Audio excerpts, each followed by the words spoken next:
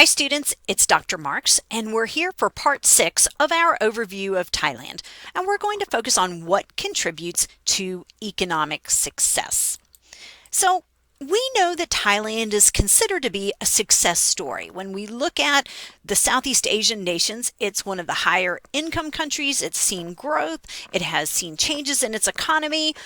So we want to ask the question, what contributes to its success? And so in this lecture, we're going to explore ideas like investing in human capital, foreign direct investment, and participation in trade. And so these are stories not unique to Thailand. We're generally saying when countries want to be successful, when they want to see economic growth, here are some important strategies.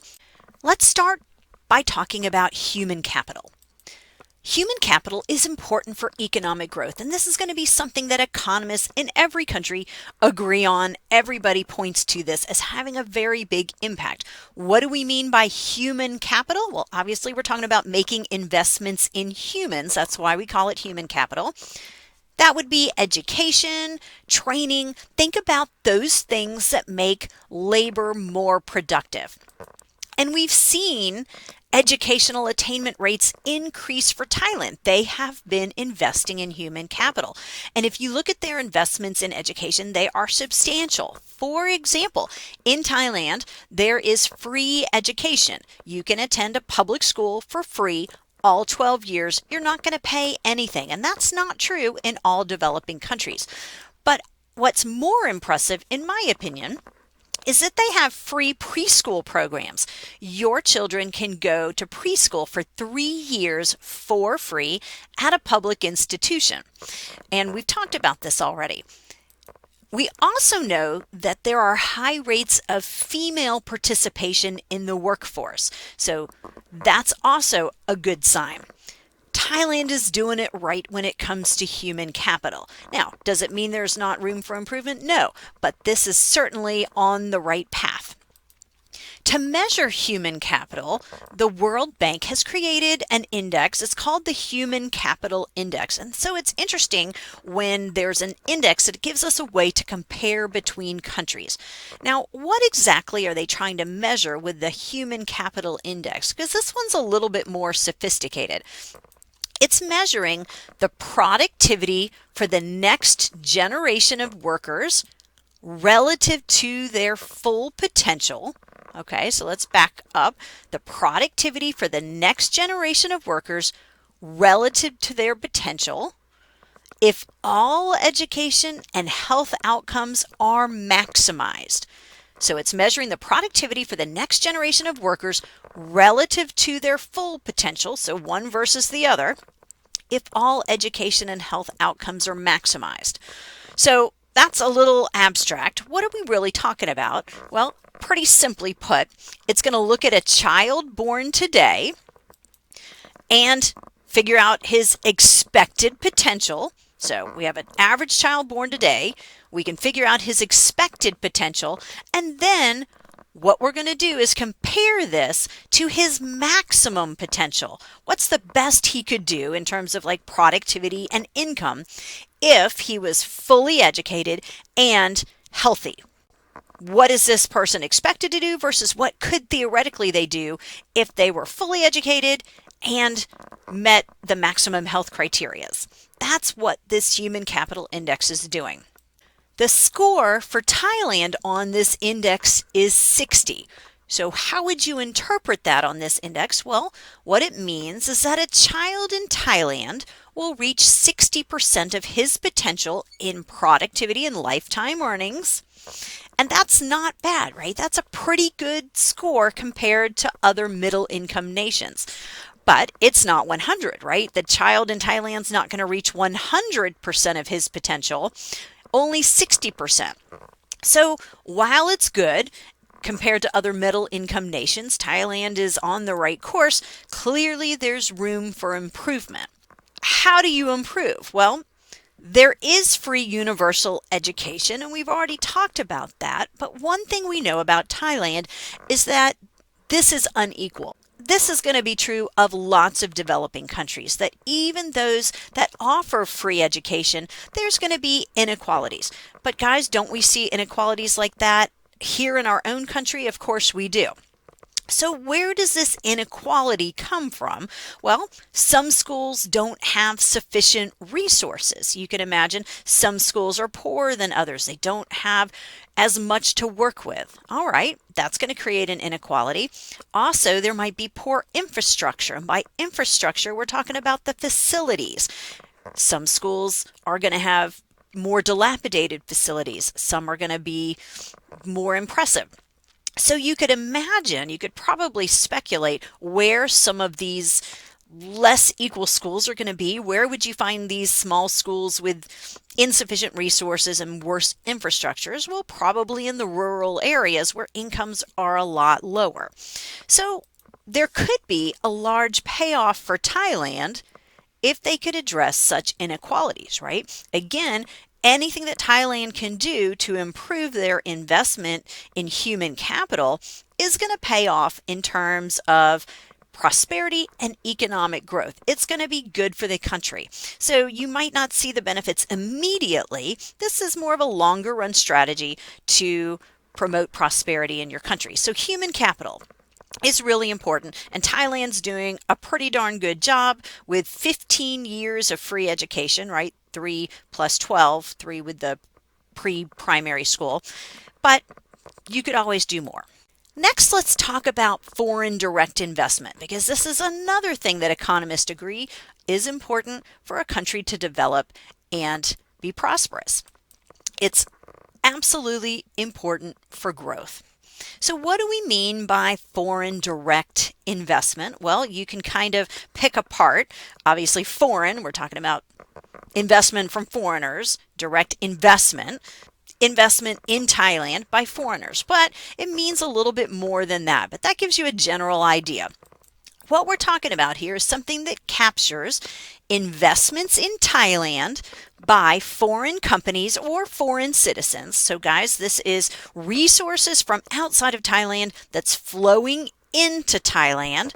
And so we're talking about investments that go across borders from outside of Thailand into Thailand, but it's also long lasting.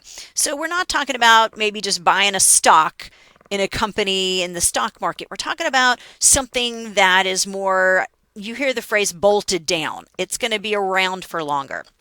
It could be an ownership stake in a company or a project that's made by foreign entities. So we're trying to figure out where are foreigners absorbing ownership in a company or founding projects in Thailand, the kinds of things where resources are flowing into Thailand and they're going to stay there for a while.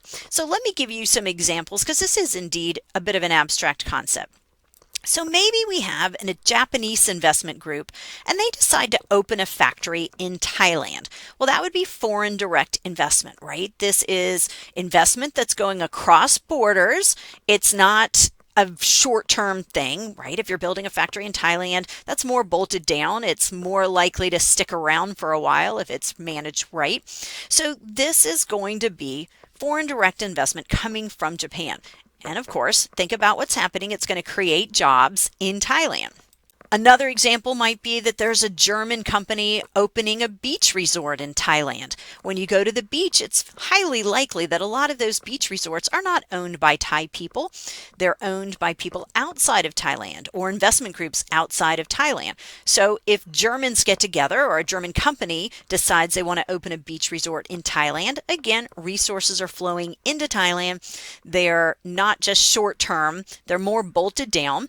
And again, as long as this beach resort is managed well, you're going to see opportunities created because this German company decided to invest in Thailand in this way.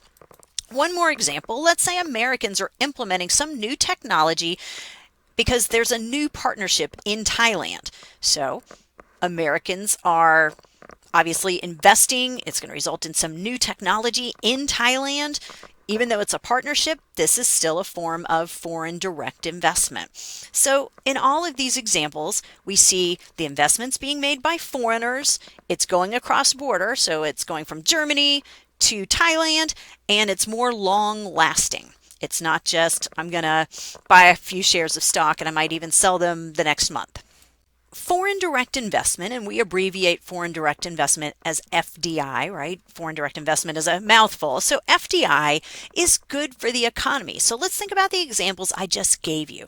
Do we agree that they would create jobs? And often foreign direct investment creates better jobs. A good example, one of my friends worked for IBM in Slovakia, and this was 20 years ago. She got a job with IBM in Slovakia. If IBM, an American company, decides to move into Slovakia, they are involved in foreign direct investment. And she had a fantastic job. It was better paying. It was a better opportunity than things that were available for her there. So we might have job creation and often better jobs with higher salaries. But it also brings in new managerial experience, right? So imagine when foreigners come over with the company to establish this new resort, or maybe it's a technology company.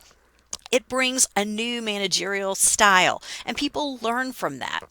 But on top of that, it brings new technologies and know-how. So foreign direct investment allows these influences to come into Thailand and influence the way things are being done in Thailand for the better. But it also brings access to foreign markets, right? If German companies are investing in Thailand, now there's this connection between Germany and Thailand. So we've got this increased interconnectedness and more access to foreign markets, right? So now Thailand has a connection with Germany that maybe is going to be exploited, and Germany has this connection now with Thailand. Those are going to be good things. So bottom line is that this foreign direct investment creates a win-win. So both countries are winning from this arrangement. Now, it's important to understand, and this is key, that investors who are considering foreign direct investment are attracted by a country's long-term prospects. Remember, these are more stable types of investments. We use the phrase bolted down. So I'm not just thinking about where Thailand is right now. That's going to matter. But I'm thinking about where are they going to be in 5 years, in 10 years, in 15 years. If I'm going to make these kinds of investments, like opening up a company or a restaurant or building a hotel or a resort, long-term prospects in Thailand matter. And so it needs to appear to be a stable country with opportunities for growth. So let's think about that for a second. You're thinking about building a resort. Are you building it in some unstable country? No. You're looking for a place where your investment is going to be safe. So you want a stable country and you want your investment to grow. So Thailand needs to be a stable country with opportunities for growth. But one problem for Thailand is that they haven't always appeared to be so stable with respect to their government, and you're going to get a pretty good sense of that. So let's take a look at some graphs, and you'll see in this first one, now this is a slightly different thing because note it says Thailand FDI net inflows. So basically inflows minus outflows. This is not quite the same as saying this is just money coming in. So this is coming in and going out, one minus the other. But what I want you to see is that we're measuring this as a percent of GDP. So I'm going to basically compare these FDI net inflows to GDP and then basically calculate a ratio. So don't worry about so much about the actual numbers because what we care about is the patterns. We see it going up. And then we see it getting, look to the right half of the graph, kind of noisy, right? Up and down, up and down. It's kind of declining in general, but it's also a little more sporadic. Up, down, up, down. And then look at year 2020. What in the world has happened there? So if you're trying to figure out what's going on with Thailand's foreign direct investment, it seems like it's a little noisy. Something's going on that might make Thailand appear that they're not so stable and maybe not the best opportunity for growth. We'll talk a little bit more about that. Now, in this graph, this is the inward foreign direct investment, and I tried to get this myself from the World Bank, but I could not find just inward flow. All right, so let's find Thailand. Thailand is the dotted line. So look at the dotted line, and generally we see the flow is upward, right? We see inflows of foreign direct investment, and look, we're going back to 1980, so this is a 40-year period. So Thailand's foreign direct investment's going up. But now look at the area that I've circled. Here's the noise that I just talked about. It's going up, it's going down, and something's going on in 2020. We see it fall, right? There seems to be some concern. It's still a place to invest, but it's maybe not quite the go-to place that it used to be. Now, historically, Thailand has been attractive for foreign direct investment. It was a go-to place. It was considered one of the Asian tigers, a place that's really kind of up and coming and moving with lots of economic growth. And I'm not trying to say it's not. It's still clearly a destination for foreigners' investment. We see that upward trend. And it's been particularly attractive to Singapore and Japan. Those are the two largest investors as I record this in 2023 most recently. And if we look at 2021, these two countries, Singapore and Japan, accounted for more than half of foreign direct investment. So look, Singapore and Japan, they're not going to put their money in Thailand if they don't think that there's opportunity for growth, and they're not going to put their money there if they perceive Thailand as being a place that's highly risky, right? Where there's lots of instability. But more recently, we're seeing Thailand losing out to Vietnam and Indonesia. There is some concern there, but we're not saying no one is investing in Thailand. That's not the case, because other big investors in Thailand, in addition to Singapore and Japan, are Hong Kong, the United States, Netherlands, China, and Mauritius, which is kind of funny, right? Most people don't even know much about Mauritius. But as we showed, there's some instability in that. We're seeing kind of up and down, up and down. There was a little trail off in 2020, and Vietnam and Indonesia are rising up as being also really good places, maybe even better places to invest than Thailand. This is going to be of great concern to the economists in Thailand because they want foreign direct investment. It is important. So let's look at then the debate. You're trying to decide, you're a foreigner, maybe you're German, you're trying to decide where to put your money. What is the case for foreign direct investment in Thailand? Well, first, they have a well-diversified economy. We've already talked about this diversified economy. That's a good thing, right? You don't want to invest in a place that has all their eggs in one basket. Well, what if your only product is oil, or that's like really your main product? And now we have oil prices fall drastically. Okay, that's going to hurt your economy really badly. So a diversified economy is kind of like a diversified stock portfolio. It kind of limits the risk.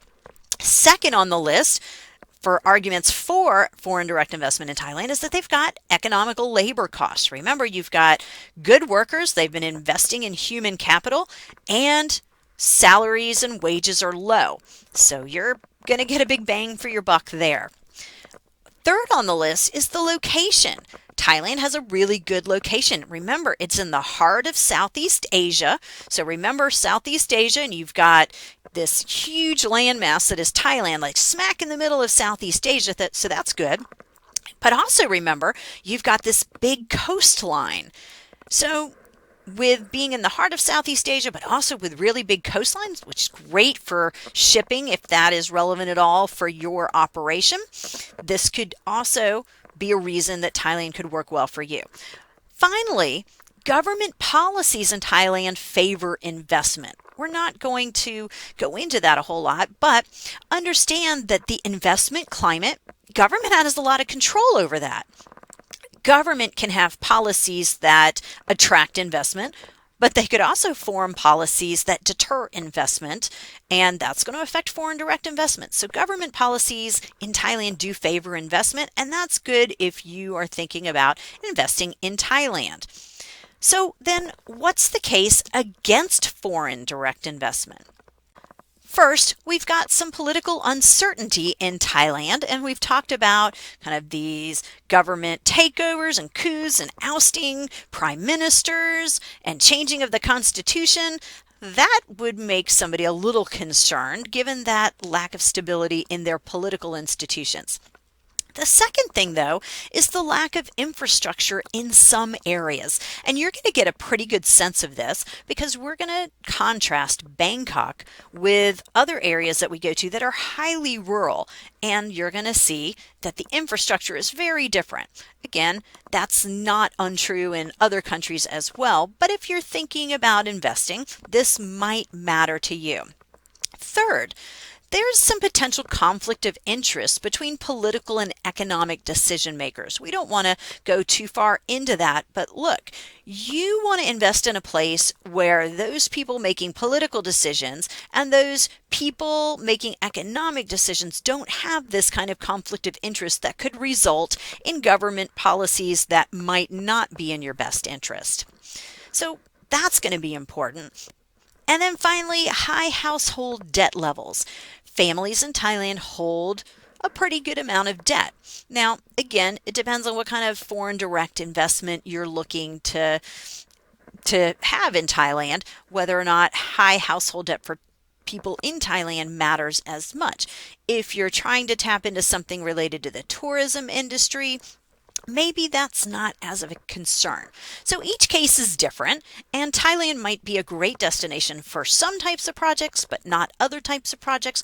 But clearly this idea of political uncertainty does matter. So again, remember, foreign direct investment is important for economic growth. And if you're a foreign investor, you're looking for a place that is going to be predictable. You don't want uncertainty. You do want potential for growth.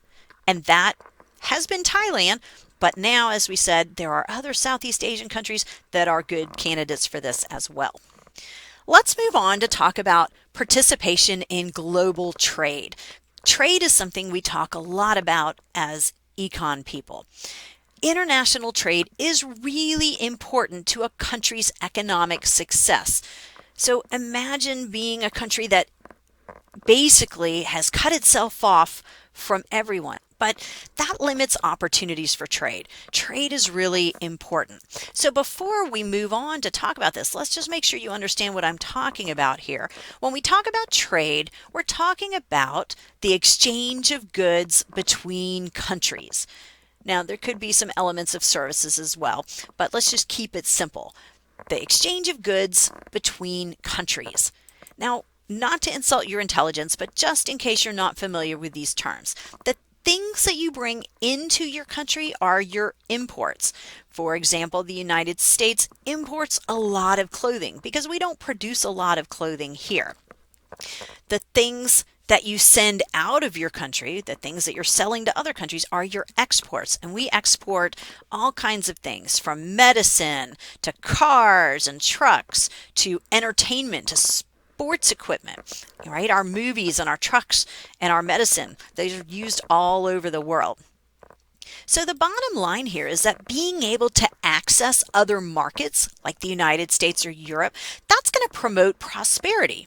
Now think about Mexico, our neighbor, and we've got this trade agreement, NAFTA, right? The North American Free Trade Agreement. And all of a sudden, Mexico has these two trading partners, the United States and Canada. Don't you think for Mexico, having access to those two huge markets is going to help them become more prosperous? I mean, it's not a guarantee, right? Mexico's not going to become prosperous simply because of NAFTA, but it opens up their access to huge markets, and that's going to be good for them. So being part of a free trade agreement like NAFTA for Mexico is going to help. Free trade agreements are important. And fortunately, Thailand is participating in free trade agreements, specifically the AFTA is what they call it, the ASEAN Free Trade Agreement. So we'll talk more about free trade agreements and Thailand's participation, but whatever a country can do to find trading partners and opportunities to increase their trade volume, well, that's going to be good for the country. let's take a look at exports. As we said, economists overwhelmingly support the idea of trade as a driver for economic development. So, trade volume is important, and trade volume has increased substantially for Thailand. And if we look at Thailand's trade, we see that the composition of exports has changed over time. In other words, what Thailand is exporting, what they're selling to other countries, that has changed over time, and we're going to take a look at that. So economists really support trade as a driver of economic development. We measure it using things like trade volume, and Thailand, we see a win there. Let's take a look at some data. Here's their export volume in dollars. Now, as the yellow node explains, what I'm doing here is just capturing their sales, their exports over time as a dollar value. And what you see here is this clear trend upward. Year after year after year, it appears, for the most part, except for, during some economic downturns like the Great Recession, or during COVID, for example, you see kind of small dips there, but generally if we fit a line to this, it's going to be upward sloping. So that's one way to look at export volume, just actual dollars, but we should also look at it as a percent of gross domestic product. So this here, we know a country's GDP is growing over time, and this is going to see if export volume as a share of GDP is changing. And again, we see that upward sloping trend, but look at more recent years. We kind of see some periods where it fell, but that's falling as a percent of GDP. So both of these show that Thailand has seen their export volume go up over time, but they need it to continue to go up. They don't want to lose out to some of the competition in Southeast Asia or other parts of the world. Let's now turn our attention to the export composition. And there's this great graphic organizer offered by the World Bank, so I've used it. And this is telling me the export composition for Thailand in 1989. This is what exports look like in 1989 for Thailand. Now, I know the numbers and the words are tiny, so I'm going to populate them here in a second so you can see them. Let's look at the red cell. The red cell is machinery and electrical appliances. And back in 1989, 16.77% of exports were in the category of machinery and electrical appliances. But right below it in pink, we see that in 1989, Thailand is really involved in textiles and clothing. 16% of their exports is in textiles and clothing. Now, guys, textiles and clothing, is that a super sophisticated product? No. So we do see a lot of developing nations involved in textiles and clothing, but we're going to pay attention to these two because we're going to see some change as we go on in years. Let's now look at that gray cell in the middle. This is vegetables. 16.05% of exports are vegetables for Thailand in 1989. And right below that in the orange, 11.8% are food products. So they're exporting a lot of vegetables, and they're heavy into the food product business. Remember, we talked about that over time we've seen a change in the economy. They were heavily agricultural, and that part is shrinking. So what's your prediction for what's going to happen to that gray box? Is it going to get bigger or is it going to get smaller? All right, and we'll take a look at that in a second. Moving on to this brown cell, we see plastic or rubber. There are rubber trees we're going to be driving right by at times, so we'll take a look at this. 7.68%, stone and glass, 6.98%. Animal, I'm not quite sure what, and I tried to find some definitions and I didn't get anything, I wasn't able to find anything super easily, so I don't know exactly what we're talking about there. But I want to draw your attention to all those little boxes on the right. We've got footwear, 3.3%, metals, 2.69%, hides and skins, 1.89%, wood, 1.44%, but very bottom, transportation, that's a teeny tiny pink box at the very bottom right corner. It's 0.92%. So in other words, transportation is less than 1%. Teeny tiny little bit of exports related to transportation. All right, guys, so this is the world in 1989. Now, let's look at 2020, which is the most recent year that I can get from this database. And boom, look what just happened to that red box. That red box was much smaller before. So now machinery and electrical appliances represent 31.15% of exports. So this has gone way, way up. Remember, we've seen manufacturing going up and we've seen agriculture shrinking. Well, this is evidence of that. Plastic or rubber, 11.9%. It's up just a little bit, but look at the next cell, the bottom pink cell. Transportation is almost 12%. That came out of nowhere. Remember, in the previous slide, it was less than 1%. What's going on here? Well, Thailand got into the automobile production, right? We've got cars being manufactured in Thailand and trucks and automobile parts. So this is a big increase here. This is showing the change in the economy, right? We're seeing more manufacturing. Remember, services aren't going to really be reflected here because that's hard to export, right? Tourism is hard to export. So these are really going to be about manufacturing and agriculture. We've got stone and glass, 8.68. It's up just a little bit. Food products, 8.56%, up just some. But look at vegetables, 4.95%. It's way down. Again, why could we predict that would happen? Because we know while Thailand still has an agricultural sector, it is shrinking relative to their gross domestic product, right? So it's not surprising.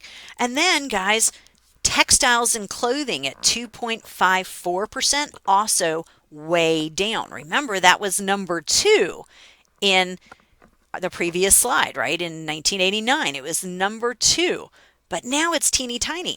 So hopefully you understand that Thailand's economy has really changed the composition. We've already talked about that services are way up. Can't really pull that from this.